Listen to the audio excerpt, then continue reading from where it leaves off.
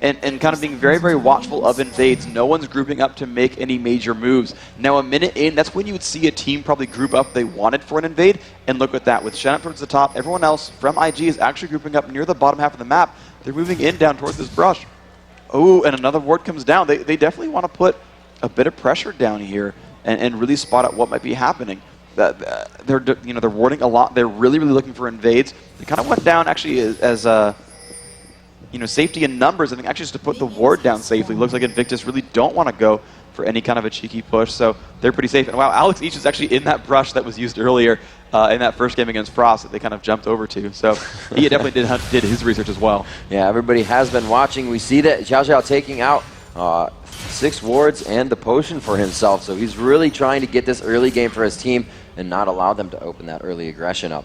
2 minutes up here. It looks like they may do a switch or just a hard pull for Shen here and teleport down to that bottom lane. However, it looks like they're going to stay. Kid is heading towards that tri-bush, so they do have the swap coming out. And we're going to have Yorick with a blue buff against Kog'Maw in the support Zyra bottom. And this is a strategy they've tried multiple times, and it has always worked. Now, if you look back to the E regionals, Kevin actually screwed up this pull, but I think PDD is going to be okay here. Just tanking it up, dealing as much damage as possible. Now, he didn't run teleport, though, so he's going to take a little bit of wasted time as he gets himself back into the lane, stuck in a 1-on-2. There's the roam. The flashes go off, and the Zenith Blade just missing by a hair. A very early gank coming from Invictus. This is really, really strong overall from Invictus, though. Okay, the gank didn't really work so well, but that's not the worst thing in the world.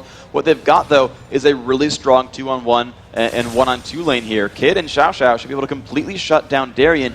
Xin Zhao does not have tools. He hasn't even learned his first skill yet because he doesn't even know what kind of fight he's going to get into.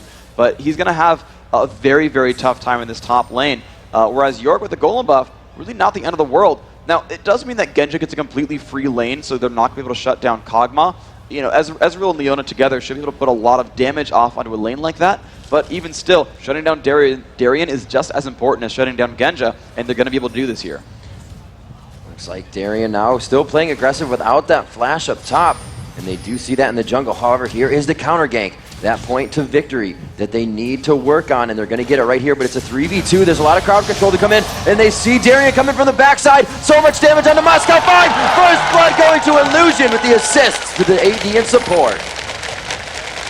That was actually pretty unfortunate there, right as Diamond showed up. I think he expected Illusion to be nearby. He was waiting in the background, really timing that.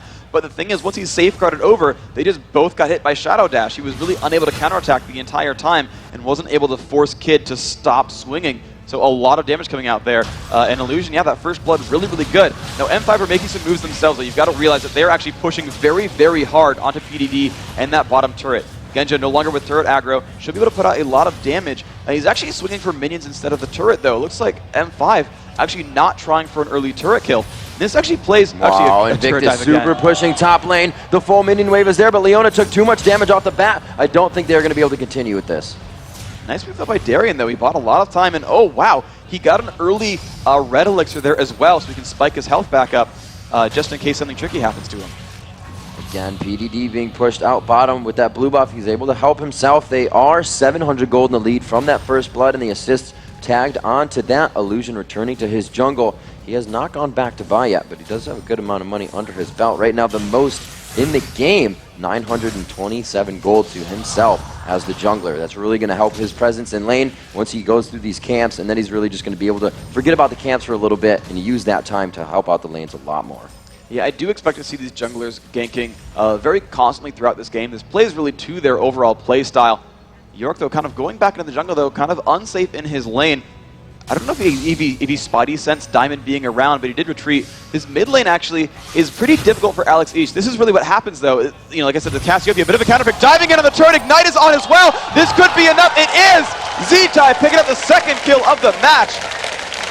And like I said, that lane is a bit of a mismatch there. That Cassiopeia was grabbed, I'm pretty sure, as a counter pick to Evelynn, knowing that melee champions have a very tough time dealing with Cassiopeia. Initiation onto Darien top once again to force him out of lane. No kill there, but he is having such a hard time. Top 12 to PDD's 22, and he's forced to buy that red elixir. The gold just going to situational events that haven't even happened yet. And Illusion is flanking around from the jungle as well. Diamond, once again, he's ready for it. Look at that foresight, and he finds Illusion there coming in on the turret. Here's that counter gank. Once again, a beautiful shot. Leona getting herself out of range of the turret, but Kid is under it. Good micro back and forth, and Diamond is forced out once again. But that was really the move they needed to make, though. Yeah, Diamond took some damage, but it was going to be a 3-on-1 at the turret otherwise. Now, maybe if he didn't get spotted, they could try to force something and let the turret fight the entire time, but even still, not letting those turret dives work against Darien is really advantageous because the minion wave is pushing down a little bit. Darien is going to get a bit more time to farm. He's finally at 16 minions, which isn't the end of the world, though obviously not exactly optimal. He's still going to get to scale up through this game, and one thankful thing about Xin Zhao is that he does scale great with levels, and the fact that he's not getting completely forced out of lane means he will still gain experience and eventually catch up in this game, even if he doesn't quite get a lot of items. Looks like Lee Sin's Diamond procs. He's going to be going, pushing mid a little bit. He's going to be going for that Wriggles. They're a little objective focused here, trying to get that armor in. As he sees, there's just so much damage coming from top lane, and that's where he's going to have to help. He does not need to work with bottom lane right now. That Zyra Kog'Maw can push very well. Top lane still pushing. They're almost equal on bottom and top here, just 75% of that push. Kid and Xiao Xiao just looking to go back here. Let's see how much money they have under their belt. It is going to be 1,500 gold right now for Kid. See what he gets. He can get a really good burst of damage coming out of that after his buy. It's likely that he's going to go for Trinity Force, especially that Phage early on. It's one of those items you pick up to try to shut down a lane when you're kind of ahead a little bit, because those extra slows coming out from the item will really help you pick down an opponent. Diamond making his second rotation through the jungle just now, and that's going to be matched, of course, by PDD running off for the Golem buff as well. But as they clear out the jungle camps here and try to get their buffs back, expect the junglers to re-aggress here. Diamond with the Fresh Blizzard buff, Illusion the same for himself. You're going to see them make their ways back to the side lanes for more damage. Shen once again picking up his red. We'll probably see Illusion top, but the warding now quite heavy. They're going to go down in about 30 seconds in that top lane, so he may be able to walk past those after they go down. They know that Alex is kind of wandering around here, and they start to look very cautiously. They're only going to see him when he gets slightly in range. And we can also see Kid and Xiao Xiao trying to make a move to help out there. Yeah, so Alex is going for the Golem buff right here. He's getting that Golem buff for himself finally. That will allow him to finally start pushing the minion wave out. And now that Evelynn has finally leveled up a bit, she's got rank 4 in Hate Strike. This will, or Hate Spike rather. This will allow her to shove the minions around and then finally start roaming. You really want to hit level 6 first before you ever make these moves as Eve. That gives you all the burst damage you want. But you can see Alex now being pushed down to his turret. He's going to have to just try to last hit here pretty successfully, actually, under the turret. Get his gold back up. He's still, though, getting zoned by Cassiopeia. Look at that. She denied all 3 ranged minions by saying, if you walk up to this, you're going to take way too much burst. Would be in range for Petrifying Gaze. Alex knew this and had to completely back off and miss minion kills. This lane matchup still very, very difficult. Genja, though, still in that 2-on-1 is not taking any pressure. You can see 69 minions on him, getting a lot of farm, completely ahead of Kids Ezreal here. It's going to be the Genja show this game because no one else is having a great game yet on Moscow 5. Oh, coming into the bush, Evelynn goes right onto Zatai. Alex, he's forced to run out of that one, but you saw him do half Health Freak, and with that amount of damage, looks like they're going to try to pressure the Dragon here. True Shot Barrage coming down right through. Diamond Prox quickly gets the Dragon, safeguards to a ward, and keeps himself alive. Beautifully played there. 9 minutes and 20 seconds in the game. Now, Freak, we see this matchup between Evelynn and Cassiopeia in mid, where Evelynn just taking so much damage every engage. But is there a point in the game where that's going to turn the tide and she's just going to be able to outburst Cassiopeia? It's going to depend a lot on gold. Typically, though, Evelynn, yes, is a great burst assassin, and really I would consider assassins to be one of the banes of Cassiopeia, is that, you know, she will try to itemize some durability, but still does not have any major escape tools, you know, compared to something like Ahri or Gragas who can disengage very safely. So Cassiopeia will be subject to a lot of pressure as mid-game rolls around. But like I said, Cassiopeia likes to buy a little bit of durability. Rod of Ages and Abyssal Scepter are likely purchases here, and so you'll see her get you know, a little bit more safe. The Chalice, really the first item she's grabbed out. It's going to give her some magic resist. That's the type of stat she needs to survive fighting Evelynn. Now Alex, I think he's going to start his roam game. No, actually, he's just going to recall. I'm wrong. His ultimate, though, up in 20 seconds. Whenever that's up, he wants to try to make a move with that. And actually, he might make a move with Diamond here. They do close in on Diamond. He goes for the Asthma, and he comes around the corner, playing that Fog of War to his advantage. A great flash by Zatai as he puts himself quite distance from both Alex and Diamond. Doesn't get himself any of those wraiths as they were gone. He almost found himself in trouble. 10 minutes into the game, Invictus Gaming with about 1,000, just under 1,000 gold lead, I should say. And there's been a lot of aggression that's kind of stopped. They really haven't seen too much lately. They haven't tower dove really in a long time, and I'm kind of surprised at that because they have Illusion, who's going to be so very tanky and can really set up his team 4 successful tower dives by giving someone a shield. And really, that's going to be always a really good case here for Invictus, because when you just compare junglers, Lee Sin to Shen, one of these guys is so much better at diving turrets because one of these guys is a global ultimate and can react to those kind of situations. I don't expect to see actually Moscow 5 go for any dives themselves because of that Shen, because of that Stand United, but I do really expect Invictus to go for something here. I don't think their late game is going to be all that wonderful because they have to deal with a completely safe farming Kog'Maw. He's now got 86. He's the highest on his team. Sure, Cassiopeia's a bit richer thanks to that gold, but it's still really scary though. Kog'Maw's going to keep scaling. Evelyn just on the backside of Darian. Alex East throws off the ultimate. Xiao Xiao tries to do Solar Flare. They're keen to continue to chase onto Darian, but Diamond Procs come in to try to save the fight. Beautiful chase by Alex East, and now it's just Kid and Illusion to run. They are just trying to get back to the turret. The pursuit is on. Nobody is really out coming to this fight. Zetai is trying to make his way up river through Baron. Illusion goes down, but Zetai will not make it in time. Kid does make it out alive. 2-2 is the score now. Really nice job. That is exactly the kind of gameplay that M5.Benq wanted there, was putting their jungler and their mid lane together and getting Alex Ish to roam. He does like to put that pressure on. He is a roaming mid laner, and that is the kind of move he needs to make over and over to get his lanes back in. Darian with an assist and finally some pressure relief so he can last hit some minions is going to really help him. He's going to be one of those big frontline champions. And when you look at M5's lineup, they've got double bruiser and no major tank. So between Lee Sin and Xin Zhao, they could get melted by Kid's Ezreal. If you don't buy any major durability items, an AD carry will completely outscale you and really, really ruin your day. So M5 either needs to rely on their bruisers getting farmed enough to become tanks based on levels and sort of minor tanky items, or to get farmed enough that they can one-shot Ezreal in a burst combo and not deal with it at all. But M5's going to need one of those two avenues to be able to deal with Kid. True Shot Barrage coming out, just trying to push down the lane as it looks like they're going to try and get it back here. Looking at Ezreal's pockets, he does have 1,000 gold there, an assist under his belt, but it's going to be to 107 minions on Kog'Maw. He was trying to finish a little bit of attack speed first. Looks like he could go for Zeal, throwing out that Brawler's Glove right away. Yeah, it's basically the build you see on Kog'Maw is that, where a lot of attack... It's actually really interesting, though. These attack damage carries scale off of different items. So someone like Graves or Caitlyn or Ashe is going to deal mostly with basic attacks or even base ability damages will go for like an Infinity Edge or a Bloodthirster. Something like Kog'Maw is actually more worried about that Bio-Arcane Barrage, that second ability that grants him bonus range and makes him deal a percentage of his target's max health as bonus damage. So he scales really, really hard with attack speed. He just wants to put more attacks down. That ability will scale for itself, so he'll rush something like Phantom Dancer to grant him that attack speed, and then continue on with things like Infinity Edge and Last Whisper, and then transition to a more standard AD carry. Meanwhile, you're seeing Ezreal, who actually has his own unique skill set where he actually is able to apply abilities very often, and so buying a Trinity Force or Sheen, the Sheen he has right now, means that every ability he casts, he's going to deal bonus damage the next attack, and he's going to be able to keep triggering that with Mystic Shot and keep that source of bonus damage. So these different items working in different ways with these champions based on what their abilities are. It's just kind of cool to see that they're going to have differing builds, and it just means that their playstyles are always going to differ here in fights. We see Diamond moving down towards the bottom bushes, and it looks like he may try to get that forward ward bush push, or a forward bush push down on the bottom lane, but he just heads towards top, goes for his golems. You see Kid going back for the golems as well as they push that lane out. He doesn't feel safe. Leona did go back. The supports just grabbing up gold generation items right now.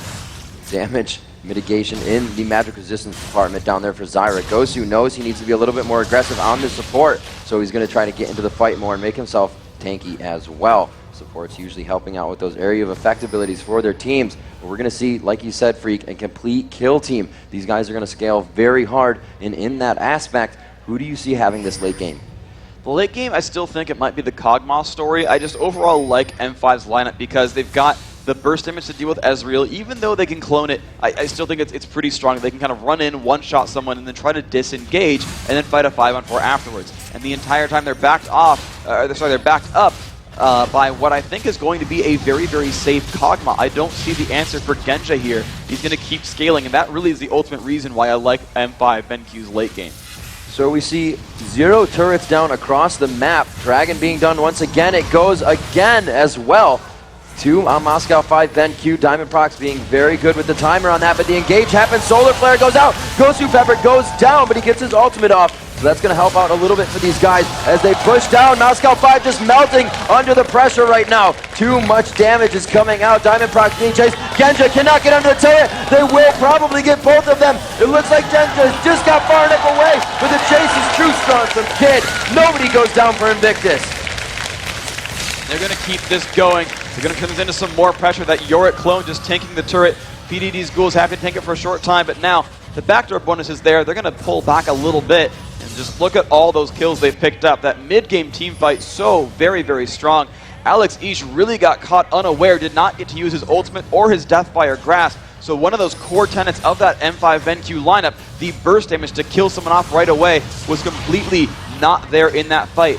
Darien, the same, never got to use Crescent Slash. They just do not have, they didn't use all their tools that game. Whereas IG, you saw the Petrifying Gaze from the back, slowing down the opposition. The flash taunt coming in from Illusion to lock up those champions there. That's really how that fight happened, was their ultimates got used, their summoners got used, they got all the damage output here. Alex didn't even get to flash or ignite, just again completely locked up there. That's going to be a major difficulty. This mid game, so very good, because if you can't cast your abilities, your burst damage is gone, and Genja here on Kog'Maw is not yet that scary. Cassiopeia's versatility, you saw Petrifying Gaze there slowing everybody in the fight to continue capitalizing on kills. It was 2-2 as they picked up 4 in that last fight. 22,000 gold as they still keep a bit of a lead here. Alex Ish returning to mid lane, making sure nobody is in the wings to take him out, as Zitai will see him within that range. Diamond.Benq coming towards middle here. Looks like he could try to safeguard up and get to this fight. The Deathfire Grasp goes off. Coming from behind, he could land the Q here. No, he goes for the safeguard first. The Q will hit a minion, unfortunately. Oh, wow. And that was them getting a little bit too tricky for themselves. They knew Cassiopeia had Petrifying Gaze up. You kept seeing them like go in, then turn around, and he was like, nah, you're just going to juke yourselves. I'll just run away. Thanks. Yeah, that unfortunate Resonating Strike was, sorry, the Sonic Wave really was pretty unfortunate there. But even still, I just like the cute moves there. Zenith over the wall, True Shot Barrage, but Kid, they're focusing Gosu. It's just going to leave Genja to throw out all the damage. He is more than happy to do that. Going down into the red buff as well. Diamond.Benq looks like he could have a takedown on PDD here with the help of Darien. They will focus down. Yorick ulti is up again. They're able to chase one out, but it looks like they will pick up the kill there as well. And they go 1-for-1 across the map. Oh, again, the pressure on the top lane though. Shosho gonna get crushed down. Nice gank by Alex Ish, making that one happen. That's the kind of gameplay, again, that M5.Benq needs. And the cool thing as well is, again, Alex Ish is against the Cassiopeia in the mid lane. So as long as he makes one good move and is able to dodge the Petrifying Gaze ultimate, they can just gank from within the lane. He can happily just run in, Deathfire Grasp into ultimate, let Diamond just show up as well. And as long as he actually lands the Sonic Wave, he's going to be really, really good here. Yeah, Alex not having fun in the early part of this game, as we mentioned, being flashed, ignited, and hit under his turret, Cassiopeia Poison and Ignite, taking him out, very roughed out of lane. So he's making this work for himself. He's controlling the ganks, going all the way around the lanes. You can see the pink ward in lane actually as Zitai just does not want any trouble from Alex Ish.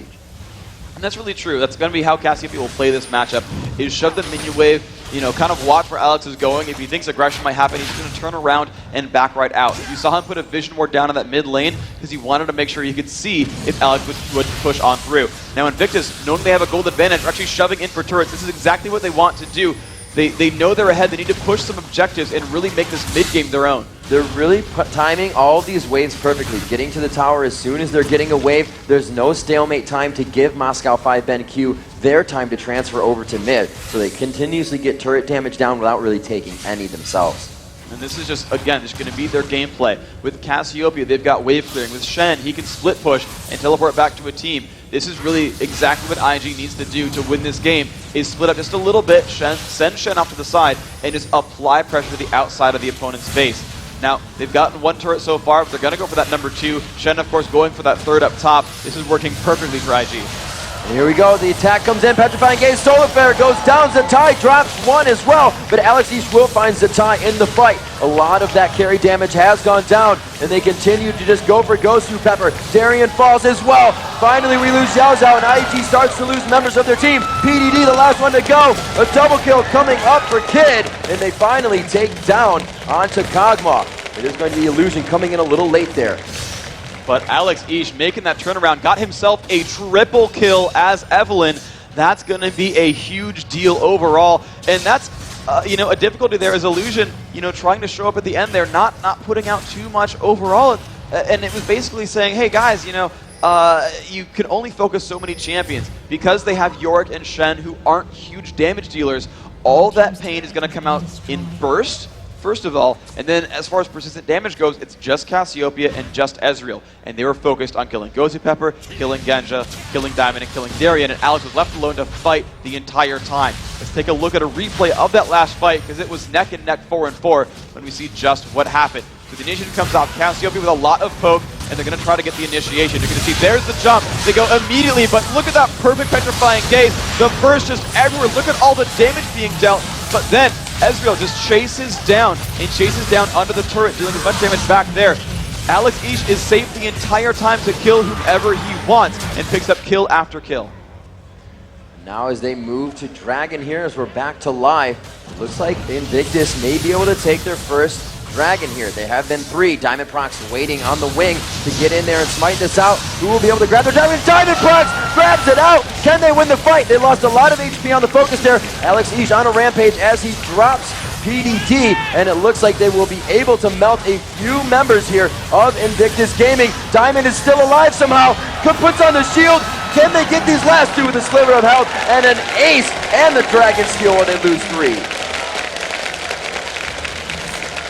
That is M5 making the team fights happen. When you just look at that coordination, despite not really having most of their ultimates back there, it just did not quite matter. Ghost Pepper dropped, unable to cast Stranglethorns due to the cooldown, even though the Solar Flare was up, that shorter cooldown, pretty useful when you fight all the time, but even still, it did not matter. They instantly dropped down PDD's Yorick. Yeah, he got to put that ghoul out, but just not quite as strong overall. Great overall play here. M5 really putting themselves in a great place now. Finally picking up their own turret kill.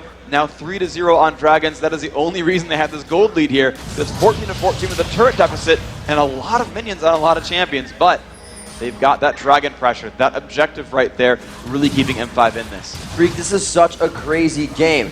1-1, 2-2, 6-2, 14-14, handfuls of kills at a time. We're not really even seeing turret dives anymore. These are full-on team fights from 15 minutes on, and these teams are just racking up the kills. Some in favor of Invictus. Now an ace coming in for M5.Benq, but 3 of their members going down. Yes, they continue to get Dragon, and that is going to help them, but these fights have really not been absolutely definitive. That was an ace, but Alex Ish was just really unfocused the entire time, so it could go completely different if that happens with him going down first.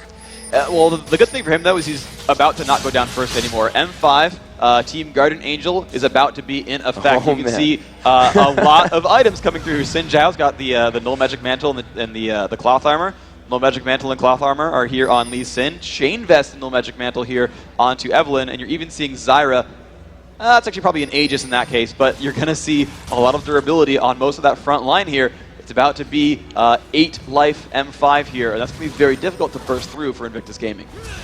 Diamond seeing one. They make it antsy here. They find Kid, but they're going for Xiao Xiao. A lot of damage onto Leona. She throws down her shield. Looks like she could go down. Trying to Zenith Blade out. Solar Flare. She helps her team continue to get there. A great ultimate by Gosu keeps them from really getting into the fight, and they don't have vision past that bush. The ward in the bush for M5.Benq playing huge dividends here. Now they're just kind of messing around with the raid camp. Diamond says, I can't hit anybody. I'm still going to get experience in the situation. Alex Ish from behind flashes out to take some cooldowns, and here comes Darien, just trying to man-mode the entire team. He does get taken down finally, but it is M5 still in this fight, pursuing kills. Zatai coming up very big with a triple kill now. Zatai finding it, but he is going to go down to Genja. Now it's Gosu Pepper on the chase. Kid will pursue. If his shift is up, he will find this kill. The arcane shift hits. He does not. Yes, he does find the last hit required. 19-17.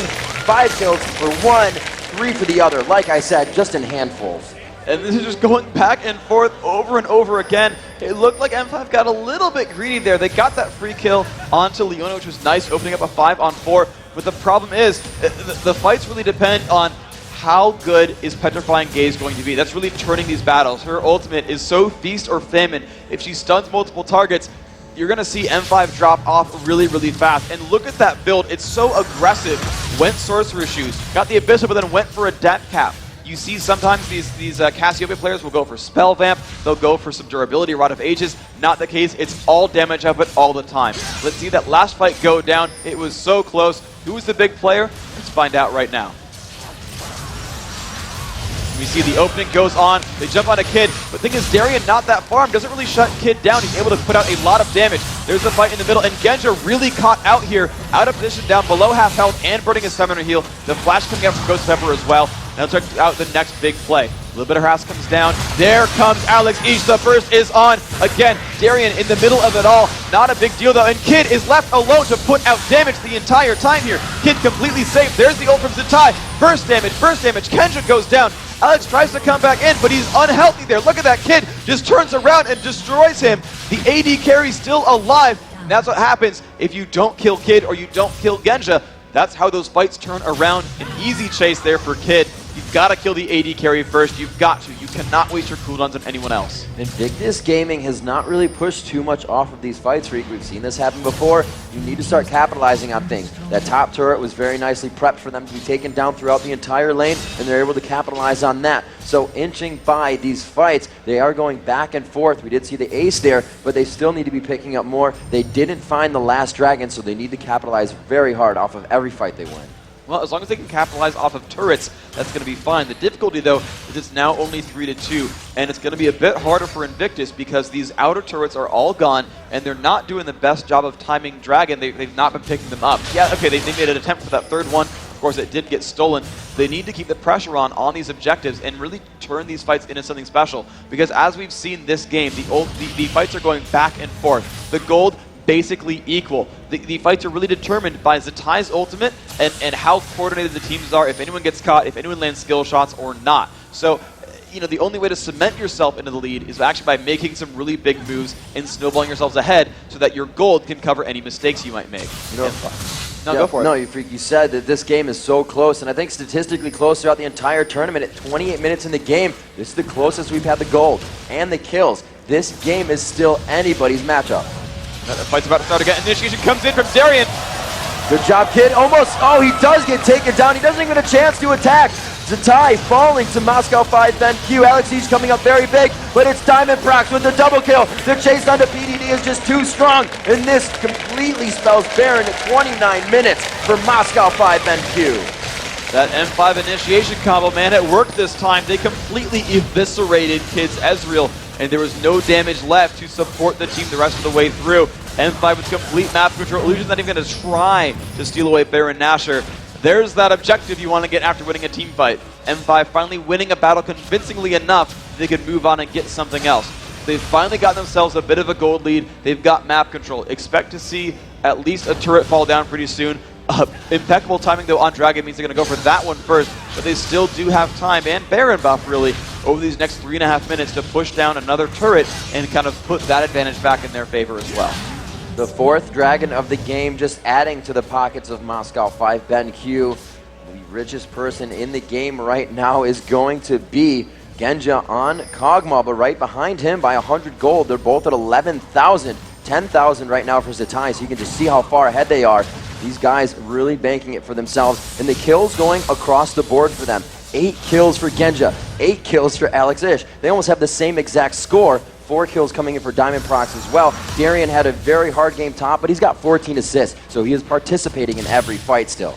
This is really smart, though, for Darien, as he went like pretty much a full tank build, knowing that not only is he kind of one of the major frontline forces here and realizing that, again, it's double bruiser, you don't have like an Alistar or a Shen to play the main tank, so someone needs to man up and just be a beefy wall in front, and that guy is Darien here, and thankfully, you know, tank items are pretty efficient there, so he kind of just bought up some durability and was like, you know what, I don't have a lot of damage output necessarily, but I am going to be a really big factor in this game regardless. I have initiation, I have base damages, I have crowd control. You know, come at me, bro. Kid, you're going to be dying a lot in these fights. Now, Freak, Zin's build going to be tanking anyways during that top lane phase, but if he would have had an easier lane, would there be more damage in his build, or did he build accordingly for that? There'd be a little bit more just because he'd be a little bit higher level. He'd have more gold to spend overall on items. I think he still needed to realize that someone has to play the role of tank, right. and because you've got a more consistent sort of source of gold being a top laner, that it's a little bit easier to build your top laner as the tank. If you know, because again, neither of them are dedicated tanks by their own right. They've got to cover that with items, and the best way to cover that with items is to have the gold gold to spend and actually buy those pieces of equipment. So Darien really performing that role. I think from Champions League they knew that was his role, but thankfully, you know, his fates have finally turned around a little bit. They're actually doing a better job in fights. He's getting the gold to supply these items. If Darien had kept getting shut down, if none of these fights went well for M5, he would be so squishy this game. We see Invictus Gaming in their own jungle now. Looks like they're trying to head towards top, just going where they saw the last vision of Moscow 5. With that Baron and Dragon down, it's really all up to just that fog of war fight. Who's going to catch who off guard? Right now, Invictus only has the defensive wards. All the wards for Moscow 5.Benq are offensive. Behind Baron, in Invictus's Tribush, as well as one just went down at Wraiths, but they're in the bottom of the map as well. They're trying to give themselves that advantage here. 30 minutes into the game, they've broken that score. They've broken that close gold. It's now 49,000 to 44,000, and the turrets are even. Moscow 5, we're now seeing Diamond and Darien staying together in a little bit of a pushing crew here. We'll see how this affects the split push. Well, it's going to be, I don't really care, really. M5 can just keep pushing on forward. There's a little bit of wave clearing from Cassiopeia. It will make it a little bit difficult, but even still, M5 is the dive crew. They can just go in on a turret and probably come out in pretty good shape. Now, it's only a 4,000 gold difference, but it's still going to be a 5-on-4 to start. They'll get the shield from Illusion. That's pretty strong, but that doesn't mean everything. They can still get a bunch of kills before he's there to lend crowd control. It's a 3-second channel, that teleport. So in the first 3 seconds, if they kill everyone else on the lineup, it doesn't matter if he shows up.